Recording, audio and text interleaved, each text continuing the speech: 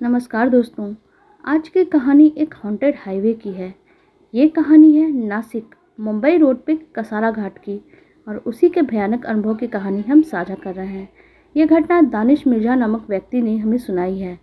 दानिश का कहना है जो लोग भूत प्रेत आदि पे विश्वास नहीं करते उन्हें यह घटना कोई कहानी लग सकती है, लेकिन ये तो एक सच्ची घटना है जो हमारे साथ ही घटी है। अगला हाल दानिश के ही शब्दों में। मैं दानिश, नासिक की एक कंपनी में मैं नया नया ज्वाइन हुआ था और क्वालिटी इंजीनियर के पद पे काम कर रहा था। हमारी कंपनी इलेक्ट्रॉनिकल पैनल्स बनाती थी, जिसके इंस्पेक्शन के लिए इन्हें जहाँ जहाँ पैनल्स स्थापित होते थे उस साइट पे इंस्पेक्शन करने जाना होता था। सन 2012 के आसपास की बात है, जब नवी मुंबई की कुछ कंपनियों में हमें इसी काम से निमित्त जाना पड़ा। इस काम के लिए कंपनी ने गाड़ी की व्यवस्था करके दी थी। गाड़ी में मेरे साथ एक ड्राइवर और 2 साथी इंजीनियर भी थे। सुबह निकल के हम लोगों ने सोचा कि दिन भर काम निपटा कर शाम होने के पहले ही नासिक के लिए वापस लौट चलेंगे, ताकि मुंबई में रात्रि विश्राम की नौबत ना आए। योजना के अनुसार हम लोगों ने अपना काम पूरा किया और शाम होते होते ये वापसी के लिए हम लोग निकल चुके थे। किंतु वापसी के समय शहर के रास्तों पे अत्यधिक ट्रैफिक जाम होने से देर होती जा रही थी। मुंबई से बाहर निकलने में ही काफ़ी रात हो गई थी। रात 10 बजे के लगभग हम लोग एक ढाबे पे रुके और रात का खाना खाया और सोचा कि अब बिना रुके सीधे नासिक में ही जाकर दम लेंगे। उस दिनों रात के समय मुंबई नासिक रोड पे काफ़ी घना अंधेरा रहता था। रास्तों पे कोई स्ट्रीट लाइटें भी नहीं थी। एक साथी आगे ड्राइवर के साथ बैठा था, जबकि हम 2 लोग पीछे की सीट पे बैठे थे। रात के करीब 12 बजने को थे। एक साथी को लगा कि थोड़ा फ्रेश होकर चाय आदि पी ली जाए।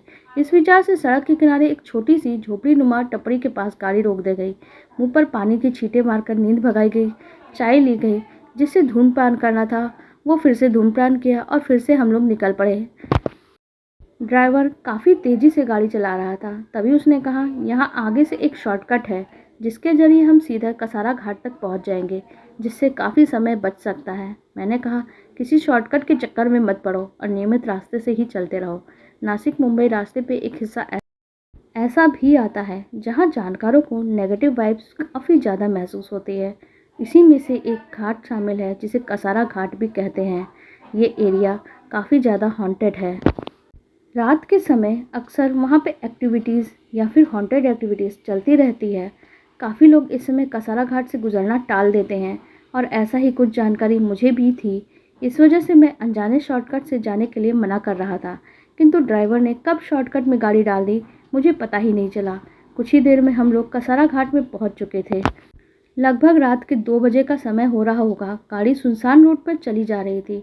इसी समय हमारे एक साथी को टॉयलेट जाने की ज़रूरत महसूस हुई। उसने टॉयलेट के लिए रुकने की इच्छा जाहिर की। हम सड़क के किनारे एक जगह पर रुक गए। गाड़ी से उतर के उसने कहा, मैं बस 2 मिनट में पेशाब करके आया, और वो सड़क के बाजू में उतर गया। तभी वहाँ से एक स्थानीय राहगीर जो अपनी बाइक से ही उधर से गुजर रहा था, हमें देखकर रुक गया और कहा, यहाँ क्यों खड़े हो, तुरंत यहाँ से चले जाओ। हमने कहा, हमारा एक साथी पेशाब करने गया है, उसके आते ही हम निकल जाएंगे। फिर उसने हमें दोबारा हिदायत दी, यहाँ से तुरंत के तुरंत निकल जाओ, और जाते जाते आंखों से निकल जाने का इशारा किया। हमें समझ में नहीं आ रहा था उसने ऐसा क्यों कहा। उधर जो साथी पेशाब करने उतरा था, पगला इस बात से अनजान कि किसी पेड़ के नीचे इस तरह की हरकत नहीं करते हैं, ठीक बरगद के पेड़ के नीचे खड़ा मूत्र विसर्जन कर रहा था। भूत प्रेतों वाली बातों का अनुभव न होने से वो बिन घास्त होकर अपना काम कर रहा था।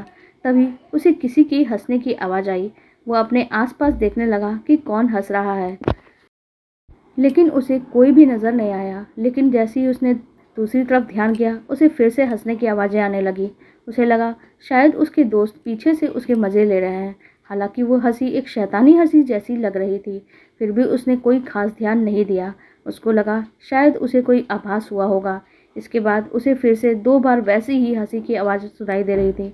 अब की बार वो थोड़ा घबरा गया था और आसपास जाकर देखने लगा कि कहाँ कौन हंस रहा है।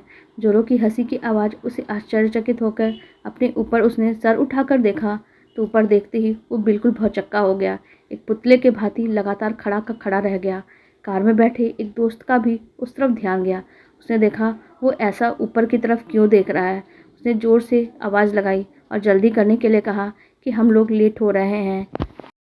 वो बहुत बुरी तरह से घबरा गया था और दौड़कर वापस आया और कुछ बताने की कोशिश करने लगा, लेकिन उसके मुंह से तो कोई आवाज़ ही नहीं निकल रही थी। आवाज़ बिल्कुल ही नहीं आ रही थी। उसके साथी यानी हम लोग बार बार पूछ रहे थे कि क्या हुआ, क्या परेशानी हुई, लेकिन उसके मुंह से कोई आवाज़ नहीं आ रही थी, ना ही कुछ कहते बन रहा था। उसने अपना हाथ उठाकर पेड़ की तरफ इशारा किया, लेकिन पेड़ की तरफ देखते ही हम लोग भी हक्के बक्के रह गए। हमने वहाँ से तुरंत गाड़ी भगाने का सोचा और उसे गाड़ी में बैठने के लिए कहा। ड्राइवर से कहा, जल्दी चलो यहाँ से, जल्दी निकल चलो। आप लोग सोच भी नहीं सकते कि हमने वहाँ क्या देखा था। उस बरगद के पेड़ पे एक औरत थी, लेकिन उस औरत का सर नहीं था, केवल धड़ ही था, और वो धीरे धीरे अजीबोगरीब तरीके से पेड़ से नीचे उतर रही थी। ऐसा लग रहा था कि वो जैसे ही पेड़ से नीचे उतर आएगी, वो दौड़ते हुए हमारी गाड़ी तक आ जाएगी। मेरा दोस्त तुरंत गाड़ी में बैठ गया। हमने चारों दरवाजे और शीशे अच्छी तरह से लगा लिए। मेरे साथी ज़ोर ज़ोर से हनुमान चालीसा का पाठ करने लगे। हम चारों बहुत ज़्यादा घबरा गए थे। ड्राइवर ने गाड़ी को स्टार्ट करने की कोशिश की, लेकिन गाड़ी लगातार स्टार्ट होने की कोशिश करने के बावजूद चालू नहीं हो पा रही थी। ये सब सुनने में तो फिल्मी लग रहा होगा, लेकिन हमारे साथ तो ये सच में घट रही थी घटना। साथी ज़ोर ज़ोर से चिल्लाने लगे, जय हनुमान, जय श्री राम। तभी गाड़ी अचानक स्टार्ट हो गई। ड्राइवर ने गाड़ी रिवर्स में ली। तभी हमने देखा सामने से वो हमारे पीछे से भी, दोनों तरफ से वो हमारे पास आ रही है। ऐसा लग रहा था कि वो सभी तरफ से, रोडों की तरफ से, हर तरफ से हमारे पास आने लगी है। ऐसे समय में हम क्या करें, क्या ना करें, ये हमारे बिल्कुल समझ में नहीं आ रहा था। हमारी गाड़ी रिवर्स आती जा रही थी और वो आगे बढ़ती जा रही थी। ड्राइवर ने गाड़ी तेज़ी से पलटाई और बहुत तेज़ी से निकल गया। सड़क पे काफ़ी तेज़ी से उसने गाड़ी निकाली और फिर हाईवे पे लाकर नासिक की तरफ मोड़ दी।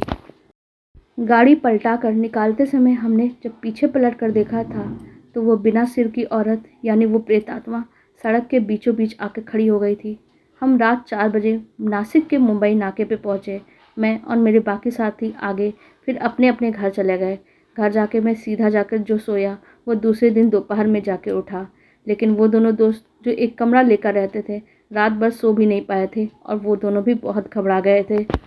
शायद उस दिन ईश्वर ने ही हमारी रक्षा की थी। यह था हमारा कसारा घाट का बिना सर वाली प्रेत का अनुभव। आप लोगों को ये कहानी कैसी लगी कमेंट सेक्शन में ज़रूर बताइएगा। साथ ही वीडियो को लाइक कर दीजिएगा और हमारे चैनल को भी सब्सक्राइब कर लीजिएगा। धन्यवाद।